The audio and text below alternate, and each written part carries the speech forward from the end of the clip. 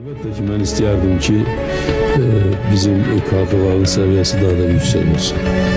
Ben vaktiyle Azerbaycan'da işleyen devir ve bir özüm devir ben Azerbaycan Respublikası'nı rəhbərlik etmişim. En çok kadroların hem ilmi, hem tecrübevi, hem iktisadi seviyesinin artmasına çalışmışam. Və xüsusən kadroların medeniyet nöqteyi nəzərindən, yəni mədəni səviyyəsinin artmasına çalışmışam və istəmirəm ki, Azərbaycan Respublikasının kadroları müasir tələblərə uyğun adam olsunlar, intellektual səviyyəli adamlar olsunlar.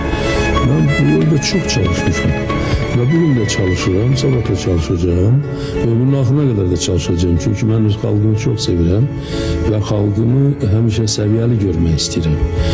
Ancak ben ne kadar çalışsam da ne mümkün de ona nail olurum.